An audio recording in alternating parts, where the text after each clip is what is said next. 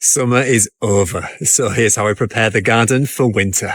I start by clearing annual crops from the outdoor beds that won't be overwintered, and I either add them to the compost if they're coming to the end of their lifespan, or I'll move any healthy plants into the polytunnel or greenhouse to protect them from the worst of the weather and prolong their harvests. It's important not to leave the soil uncovered over winter to prevent erosion and preserve the soil life, and having roots in the ground is the best option. So I either sow cover crops such as mustard, clover, field or broad beans, or a combination of them, or I'll grow overwintering crops such as leeks and purple sprouting broccoli. And sometimes I'll even undersow those with low-growing cover crops as well. But if nothing else, I'll add around an inch of fresh organic matter to the beds as a mulch, such as compost or leaves. The polytunnels and greenhouses are now planted up with crops, which I'll overwinter, such as chard, kale, endive and winter purslane. And to give them an extra layer of protection, I'll cover them with a fleece on the colder evenings, which really helps their growth. Not my favourite jobs, but now is a good time to clean the polytunnel and greenhouse, as well as pots and seed trays to prevent mould and disease.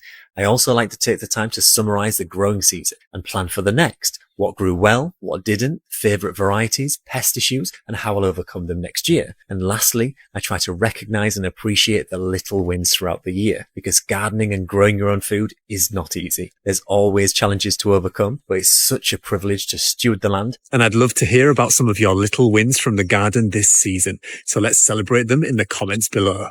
This week, if you're carving your Halloween pumpkins, instead of just throwing away these insides, scoop it all out into a bowl and separate away the seeds from the flesh. Pat away as much moisture as you can and take the seeds somewhere nice and warm where after a few days they'll finish drying and you can store them in a paper envelope. Then once the weather starts to warm up again, you can sow a few of these seeds in an old cookie box with holes in the bottom for drainage. Close the lid to create a mini greenhouse effect and soon your seeds will germinate. Pop them on individually and once they're around this size, either plant them out into the ground or a large container with some quality compost. And just like that, you can grow your own pumpkin patch for next Halloween. And as always, thank you for watching and please follow for more.